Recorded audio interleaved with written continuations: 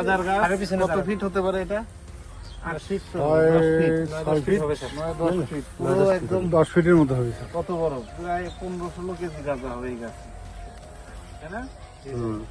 কাঁচা অবস্থায় এরকম হবে, শুকালে হয়তো 5 কেজির মতো 4 কেজির মতো।